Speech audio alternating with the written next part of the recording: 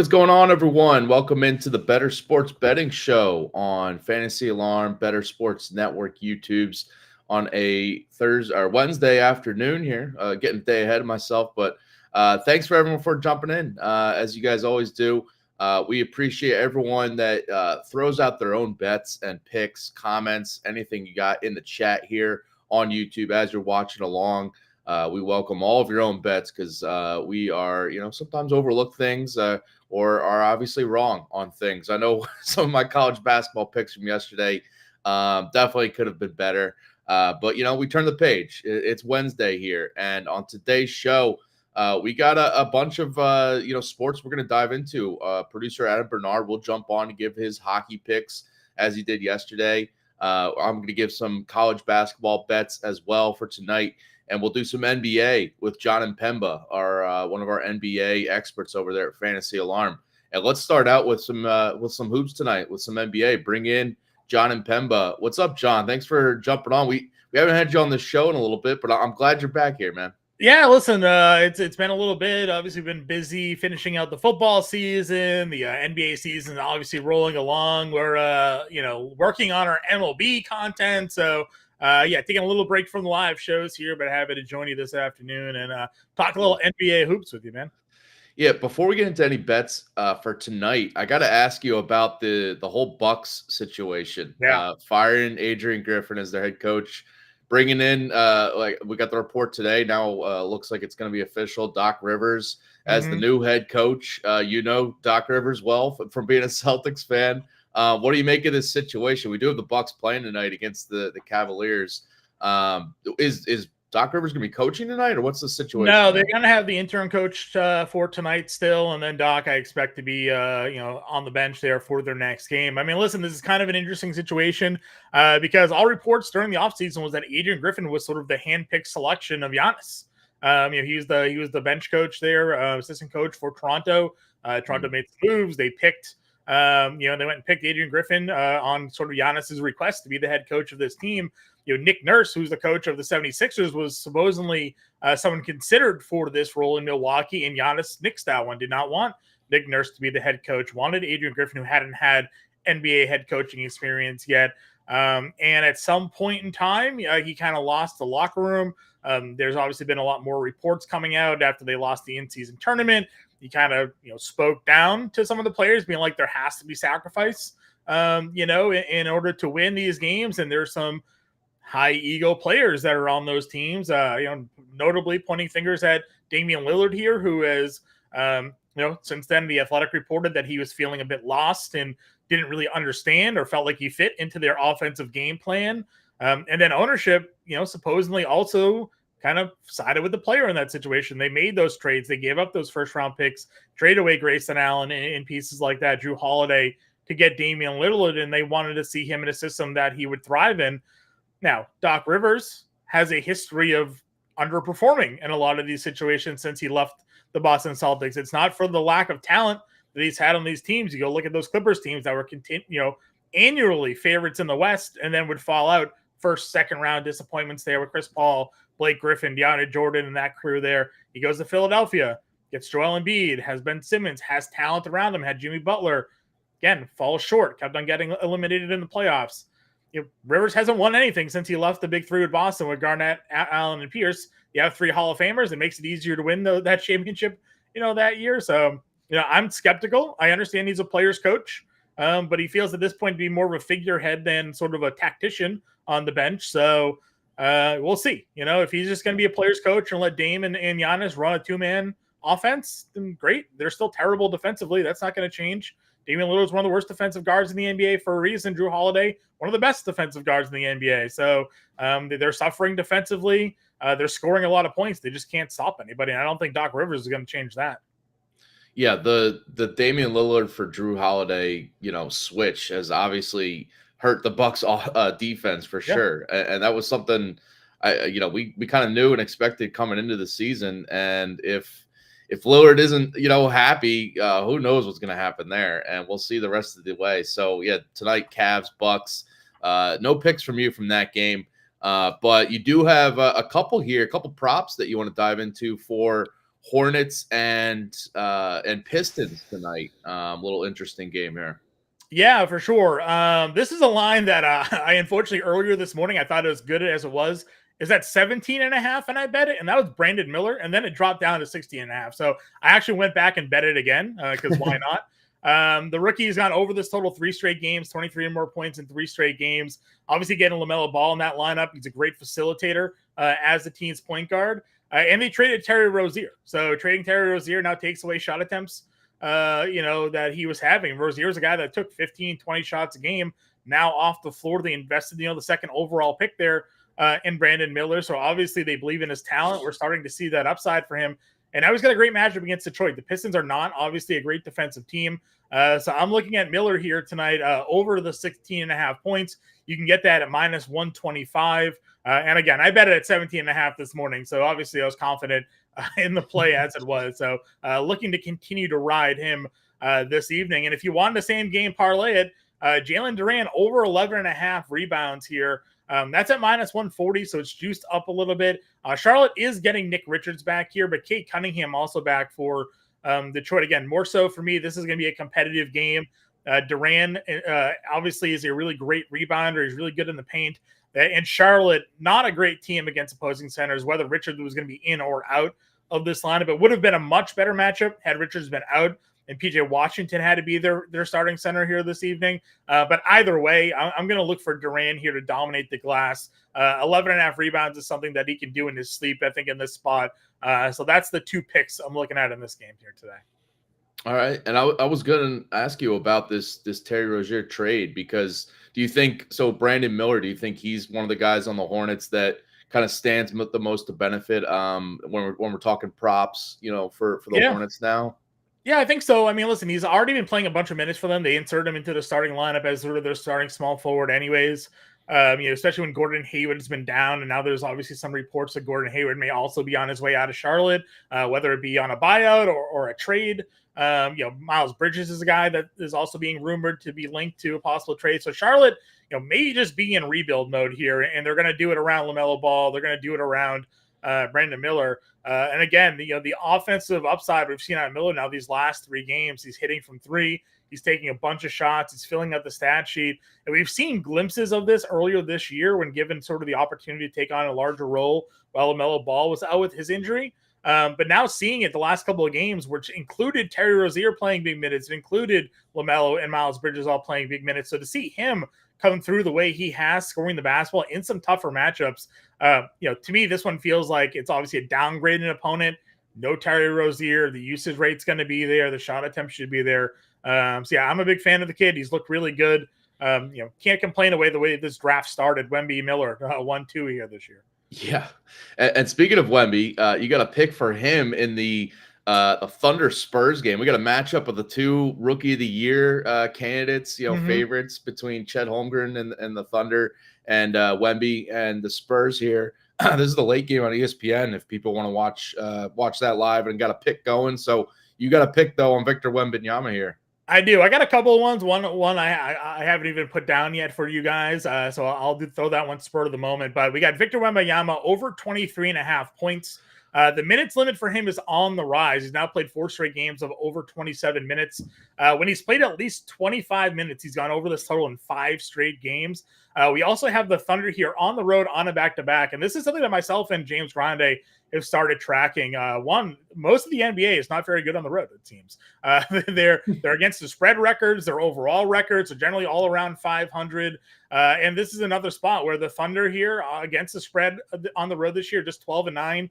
Overall, they're 13-8 on the road. The last 10 games, they're just 5-5 against the spread. Now, San Antonio is one of the worst teams in the NBA overall. They're not great at home either, just 3-16. But against the spread at home, they're 9-10, and they're 8-2 against the spread their last 10 games.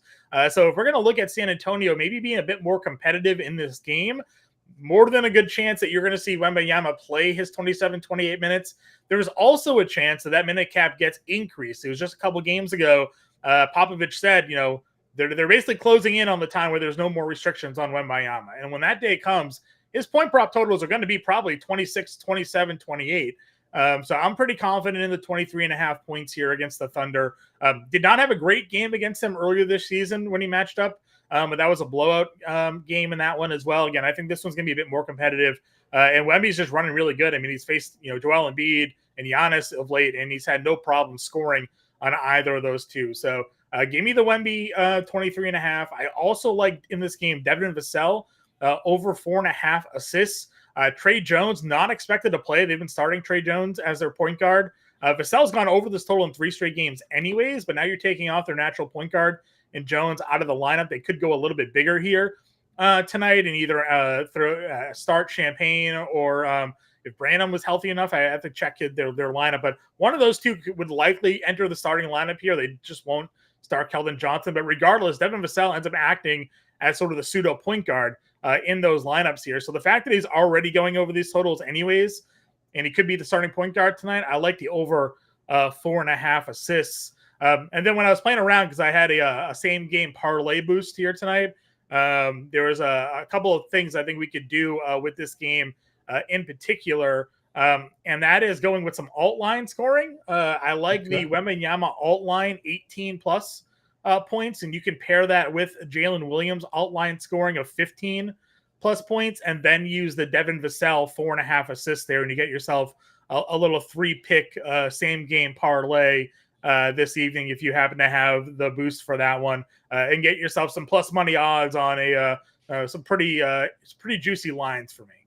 Yeah, and that's the ESPN game tonight, 9:30 tip. So if you want to watch that and get these picks in there, and you were saying how Wemby has been pretty good against tougher competition, and the kind of the underlying thing that went overlooked in that Embiid 70-point game was Victor Wembanyama. He had 33 points in that game. He did not back down, even though Embiid was doing his thing. And in that game, Vassell had 9 assists, as you were saying. He's been over this, and that was with Trey Jones. Jones playing, yeah. So the fact that Trey Jones not looking like he's going to suit up tonight, more assist opportunities for Vassell acting as their point guard on the floor. So feels like a pretty good number against the Thunder, who again on the back-to-back. They played a whole bunch of players last night, like they always do in their back-to-back. So looking for OKC on the road second night. Could see San Antonio hang around here. Feels pretty good for the Spurs side of this one to maybe even cover. Oh, all right. Awesome stuff, John, man. I've seen that you're 4-0 in the past 2 days on your RT Sports picks, right? Yeah, we're doing pretty good. We hit both underdog picks yesterday as well. I'm always kicking myself, and I know you go through this, Dan, as well, giving out your plays. I had a list of plays that I liked, and you trying to pick and choose which one you commit to. And I left off the Colin Sexton points yesterday from the article, and gave that out on the radio instead. Of course, that one ends up hitting. So the sleeper article went 2-1 because Josh Hart finished a rebound and a half shy. We hit the other 2 plays, which is Norm Powell, 11.5 points, and D'Angelo Russell over 2.5 threes. So 4-0 over in RT Sports, 2-0 over on underdog, 2-1-1 on sleeper the last couple of days. So we're looking to keep the winning going here. Yeah, I hope these are all winners because I'm putting them in as you're talking here. So I know you have the DFS playbook coming out later tonight for tonight's slate, and then you and James Grande 5 p.m. Eastern here on Bettor Sports Betting or Bettor Sports Network Fantasy Alarm doing the NBA DFS live show. So we'll look for you on there on Fantasy Alarm and here on YouTube. Thanks for giving us a few minutes here, man. Yeah, of course. Anytime you guys need me, give me a shout. I'll talk to y'all later. All right, John. Thanks. Again, follow him at Jon Imepmba 77 on Twitter if you haven't already as well. He's retweeting, he's tweeting out his picks for the RT Sports and underdog sleeper, everything that he's diving into in the NBA. All right, I'm going to talk some college basketball here. We'll bring on Adam Bernard to talk some hockey in just a little bit, but I got some picks out for college hoops tonight. Awesome slate again. These Wednesdays, Tuesdays, Wednesdays are huge with all the conference games going on around the country. And tonight got a lot of good ones. And the marquee game tonight is Alabama-Auburn. Kind of the Iron Bowl rivalry now taken to the court here. Auburn's been very impressive. They're 16-2. You can see they're ranked 8th in the country. This is, one of those teams that it could be very dangerous in March. But I think it's very interesting that this team has not yet earned a quad 1 win yet. And if you look at, like the net ratings, they take into quad one record into account. And they just haven't had that one marquee win. They've only beaten one opponent this year rated above 50 on KenPom. That was Texas A&M at home. They've kind of benefited from an easier schedule to start this year. And I think I got to see them do it on the road here at Alabama against, an opponent that they're not ranked in the AP poll. They're 12-6. I've already lost 6 times this year, but the advanced metrics love this team. And I can't ignore that here. They're 8th at KenPom, 8th in the country, 6th at Bart Torvik, 9th in the net rankings. Again, this is a team that's not in the top 25 in the AP poll. They have, obviously a bunch of losses so far, but if you look at their, the teams that they have lost to, all their losses are against teams that have been ranked, that are rated above 50 in KenPom right now. They've had to face Purdue, Arizona, Creighton, Tennessee. 1 or 2 or 3 of those could be Final Four teams when it's all said and done. So Alabama's gone through kind of a gauntlet already, and they haven't yet gotten that one, marquee resume win this year. And I feel like tonight they're going to be motivated to do it. Nate Oates is going to have his team, ready to get this win in this rivalry setting. It's at home for them, which is huge. But I also think Vegas is telling us something here. The fact that Alabama is favored in this spot, because I just think that maybe Auburn's been a little bit, just kind of overrated a little bit early on this year because they have not had those huge, even their wins have not been over top tier competition this year. The record looks great, but I need to see them do it. They've played 3 road games so far, has Auburn. This is going to be their first one at a power conference team that's, actually legit. They played on the road against Arkansas and Vanderbilt, but both those are struggling teams right now, kind of down years for both. Vandy has been for years, but Arkansas has gone through a lot of struggles this year. And when they played on the road at Appalachian State early this year, they lost. So I need to see them do it on the road here. Bama is a team that they play fast. They shoot a ton of threes. Their style is very tough to match for any team. I know Auburn has the talent and the depth to kind of try to match that, but if Alabama starts hitting these threes and they start getting up and down, I feel like they can pull away. So I like Alabama here to cover, to win at home. Alabama is 7-2 against the spread at home this year. Auburn is yet to be an underdog. And I think, again, the sports books are telling us something here that they are underdogs here in this spot because I think Bama gets this done. All right, now going to Virginia at home here against NC State.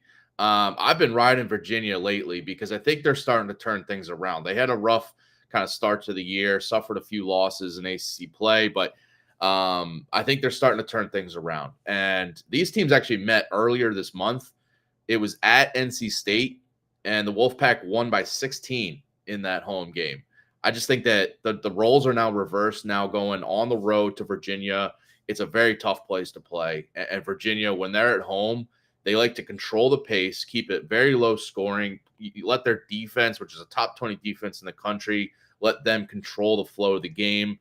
I just think that they're going to make NC State play to their level and really just have, that game, that blowout loss in their mind from earlier this year to try to flip the script here.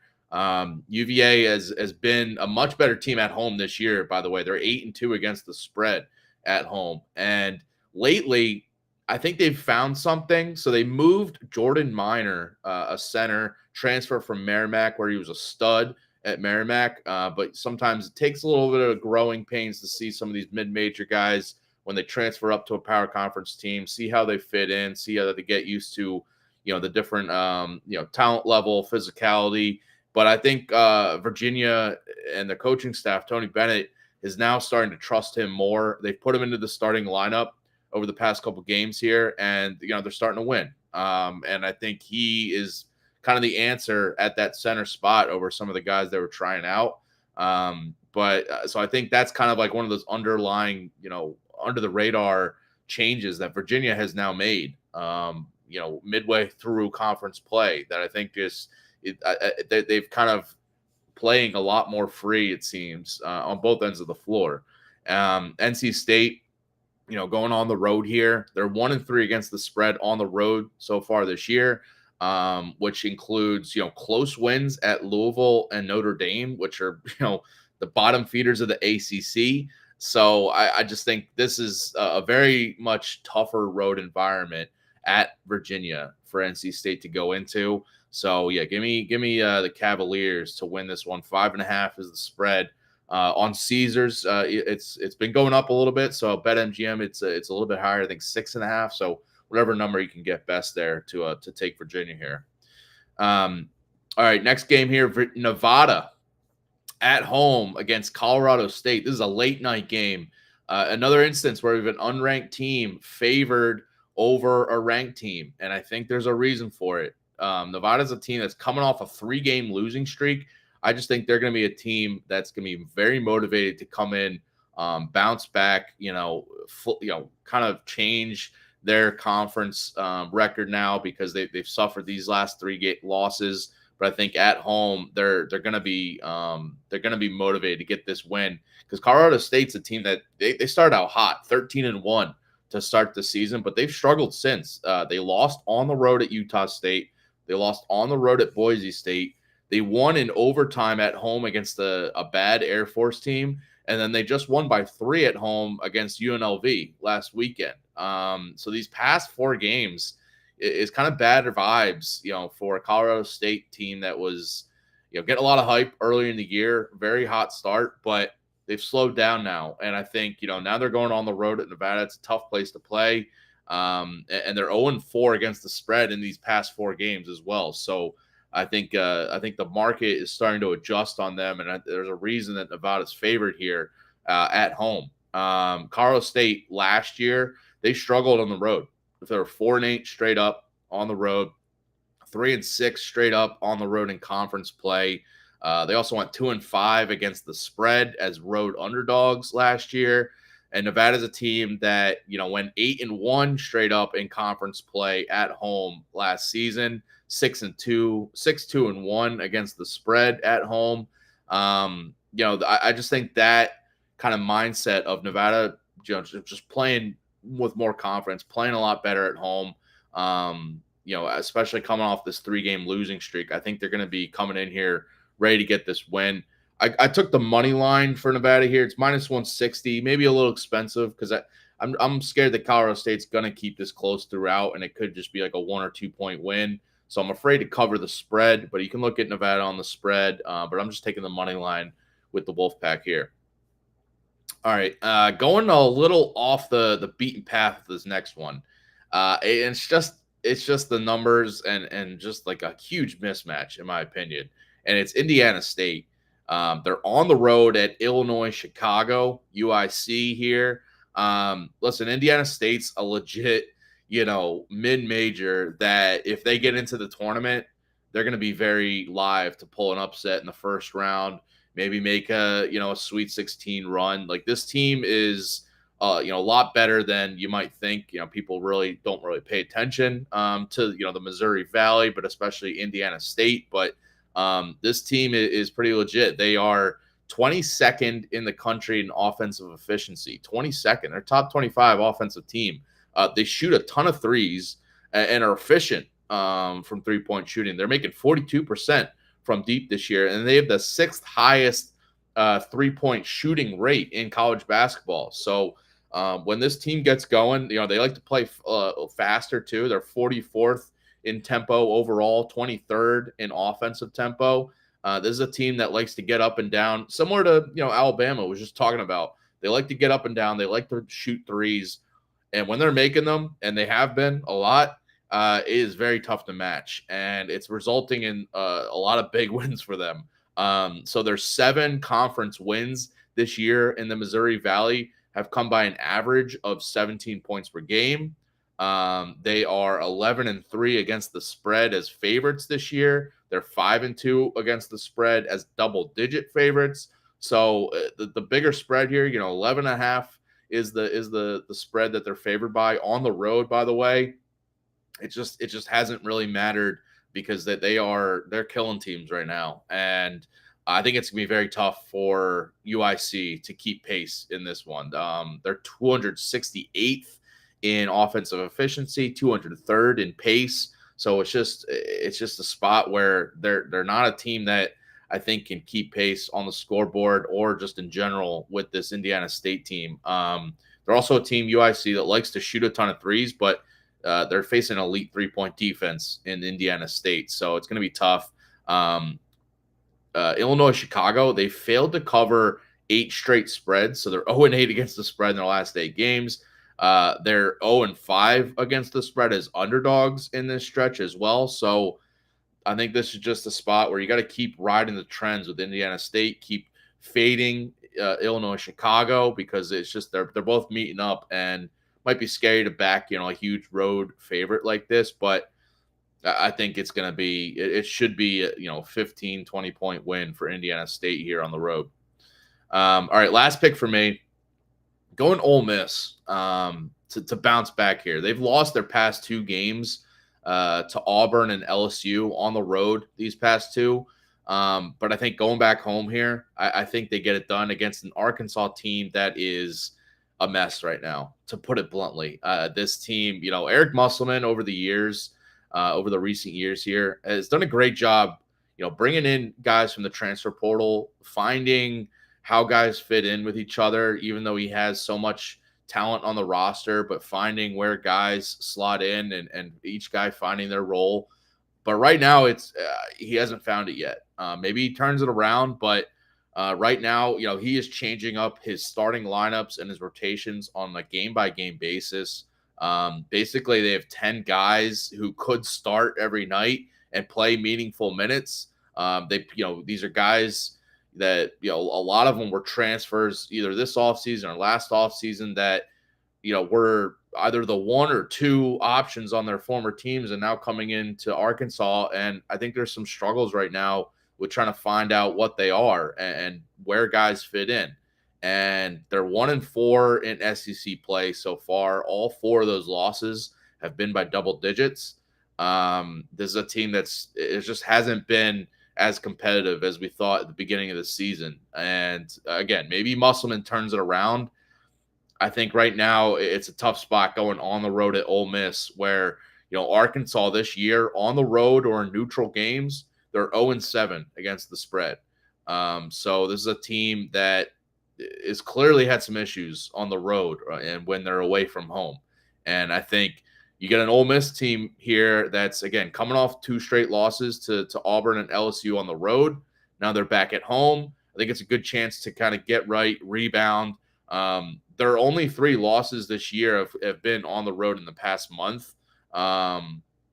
So I think there's a spot where they get right. They're 6-1 against the spread in their last 7 home games is Ole Miss. Chris Beard, I think, is going to have his team motivated coming off these back-to-back losses. They're going to be prepared for, just a struggling Arkansas team to get right, get back on track, because they have some tougher, home game, league games in the SEC coming up over the next month.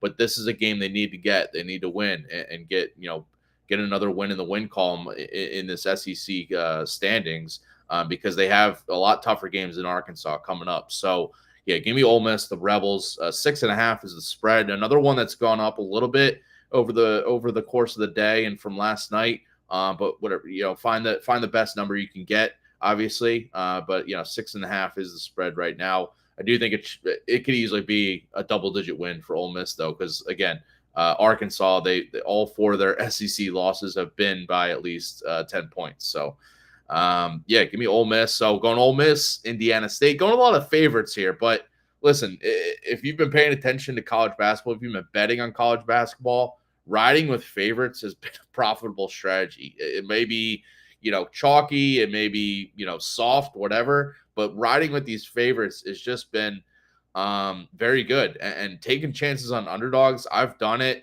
You can pick your spots with underdogs, especially on the road. Road underdogs has just not been profitable this year.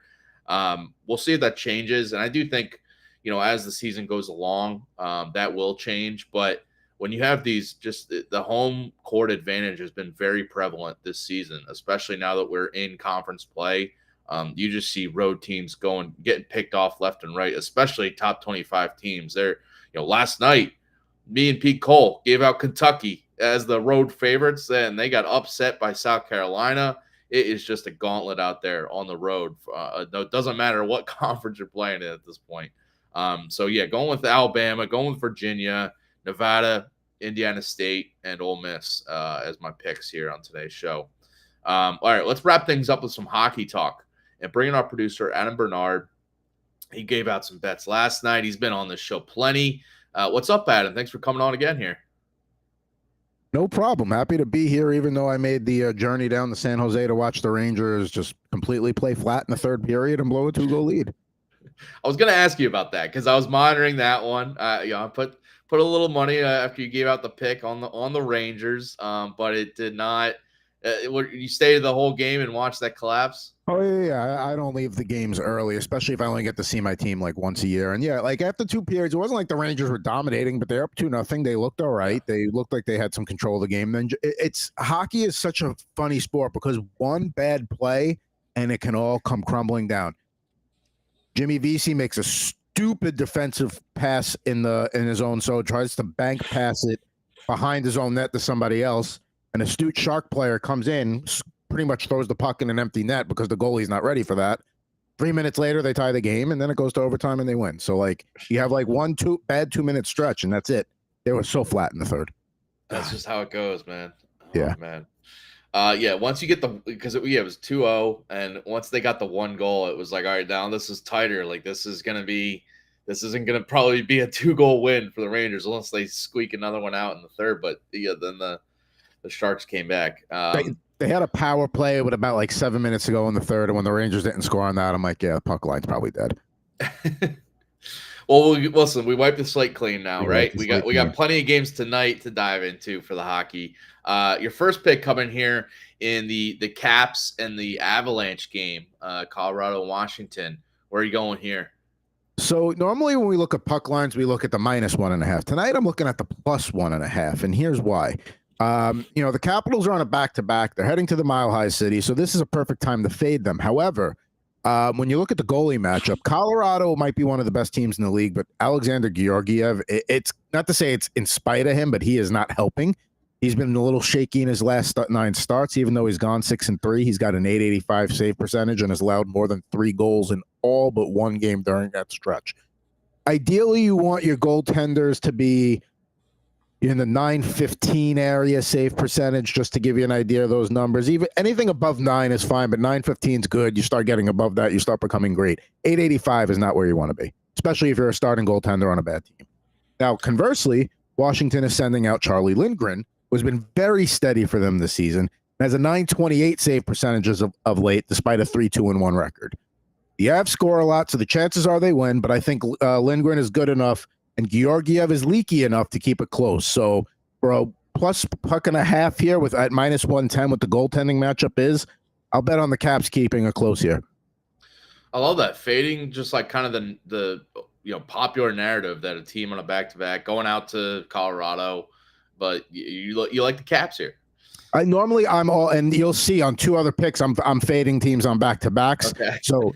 And normally it's a very good strategy, especially, at the team going into Denver. But because of the goaltending matchup and because there's not a lot of faith in Georgiev right now, and the only reason why he's still got the start increase is because Colorado just keeps winning. So, I'm going to take a chance here that you got a really good goaltender in Washington that can maybe keep it close, even off a back-to-back. All right, the late TNT game tonight for the hockey is the Chicago Blackhawks on the road at Seattle Kraken here, and you got to pick in this game. I do. That'll follow the Hurricanes Bruins game, which will be the first part of that doubleheader. And I like Seattle here too. The Oilers are on a 14-game winning streak. They continue to roll. Seattle did have a 9-game winning streak not too long ago. Now they've lost 4 in a row since then. They've been playing some good opponents. But this is a beautiful get-right spot here for the Kraken. They tend to beat up on bad teams and clamp down on them. Blackhawks have lost 5 of their last 7, have only scored more than 1 goal in 4 of their last 12 games. So factoring those two things in, Seattle has not also, because they were on the road for 6 games, they have not won in front of their home fans since January 4th. And they're going to be going out on a road trip soon. So I think there's a good chance to get a victory over a bad team. I know Chicago's been a little bit better in their last 2 games, but I think Seattle is one of those teams where they're not a good team, but they do tend to take advantage. They're a borderline playoff team that can take advantage of really bad teams. So I think that's what's going to happen here. Money line's too juiced. Even the win in regulation was a little too juiced. So I think the under could be in play at 5.5. I'm not touching the total. So I think you could get like a 3-0, 3-1, 4-1 kind of Kraken win here tonight. Yeah, the money line at like minus 280. If you wanted to throw that in a parlay or something, but just a straight up pick going with the puck line for the Kraken. All right, you got Blues and Canucks up in Vancouver. You got a pick for this one as well. Yeah, so the Canucks on the puck line are actually plus money 110 Caesars to cover 1.5. Another back. This is a back to one of the 2 back-to-back spots we're actually going to attack here. The Blues won last night in Calgary 4-3, and they beat the Caps prior to that, but they lost 3 in a row before that. Canucks have won 8 of their last 9, have outscored their last 2 opponents 7-3, and have covered this puck line 5 times during that stretch. It is a battle of the backups tonight with Joel Hofer going for the Blues and Casey DeSmith for the Canucks. But DeSmith has been a very good backup this year. He's been an excellent under-the-radar acquisition for them, posting a 2.55 goals against and a 9.15 save percentage. St. Louis's last 5 losses have been by 2 or more, so when they lose by a decent amount. This is their 3rd and final meeting of the season. This is the rubber match. They split their previous 2. This is enough of a mismatch here where I think you might be sweating this one out for an empty net goal at the end, but I think Vancouver can cover the 2 goals at plus 110. All right, and your last pick here, you're going with a lot of late night puck drops, I'm seeing, and this is the latest game tonight, 10:30 Eastern, is the Sabres and Kings, and you got to pick for this one. I thought you'd say something. Like, when I looked at the slate, I'm like, all the I just realized looking at the schedule, I was like, wow, late night game. Well, I mean, and that's what, I watched the whole league, but, I'm on the West Coast. So, a lot of the Eastern Conference games drop the puck at, 4 o'clock, 4:35. That's right around when I'm wrapping up work, going to pick up my daughter, etc. So I watch the West more. So I tend to bet more in the conference I see. Yes, I like the Kings in regulation tonight against the Sabres. Another team coming here off a back-to-back. The Buffalo lost 4-2 in Anaheim last night. Some people might say the Sabres look good in the 3rd period. I think that was more of Anaheim just kind of letting them back into the game.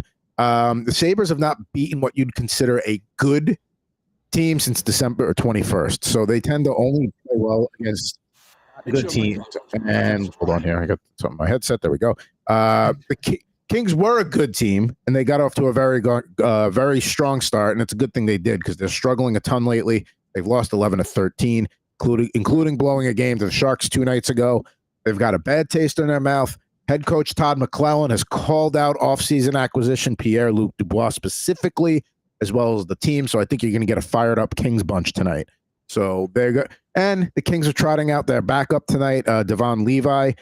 Your favorite goaltender, Ukko-Pekka Luukkonen, played last night, so he gets the night off tonight. And it's much like Seattle. This is the last game before heading out on a road trip, so I think LA is looking to leave on a good note here. Again, a strong get-right spot like the Kraken have tonight, so I think we can get the Kings to take care of business at minus 120 in regulation because money line too juiced, and I don't know. They're not playing well enough where I want to throw money on a puck line at this point. So maybe they want to. I think they want a tight one in regulation. Yeah, there's a lot of big money lines I'm seeing tonight in hockey. So that's why you're throwing out a lot of these puck lines or the 1-in-60 lines because it's a lot of like minus 200 or higher money lines right now. Yeah, I mean the game of the night is probably Winnipeg, Toronto. A lot of these games could really go either way in terms of scoring, in terms of totals, and like you said, the money lines just aren't really there tonight. So. It's a 1, 2, 3, 4, 5, 6, 7 game Wednesday night slate. So that's actually pretty big for a Wednesday. Usually we're looking at maybe 3 or 4 games. So, there's stuff to pick from out there. Yeah, it's nice to have you on a Wednesday because, you were on yesterday and sometimes these Wednesdays aren't great for hockey. But, we got at least the TNT games, but plenty of other games too for those that are glued in. I will be watching. Yeah, you will. The late night, not late for you on the West Coast, but late for me here on the East. I mean, to be fair, I mean, when I'm in the recliner, there's once you get past about 9:15, 9:30, I mean, the chances of me being awake are spotty. Yeah. But, that's you can always wake up and watch the replay. Like, I fell asleep in the third period. I'll just pick up where I left off. Adam, awesome stuff as always. Thanks for jumping on here for a few. Thanks for having me on, Dan. Always appreciate it. Yeah, man. All right, so that's about it for this show. Again, we talked some NBA with Jon Imepmba. I gave out some college basketball picks, and we had some hockey there from Adam Bernard. Tomorrow, 2 p.m. Eastern, we'll be back here. Probably dive into a range of sports again, because that's what we got going on a nightly basis, and we got you covered at Bettor Sports Network and Fantasy Alarm. Go to Fantasy Alarm right now. We got DFS and betting picks for all these sports as well. Tonight, 5 p.m. Eastern, here on Bettor Sports Network and Fantasy Alarm YouTube, we got NBA DFS Live with Jon Imepmba and James Grande, so you can hear more basketball talk from Imepmba and Grande there tonight. Again, tomorrow, 2 p.m. Eastern, we'll be back here. Good luck with all your bets. Appreciate everyone listening and watching today on a Wednesday. We'll see you guys tomorrow. Good luck tonight, and we'll catch you guys later. Bettor Sports Betting on the Bettor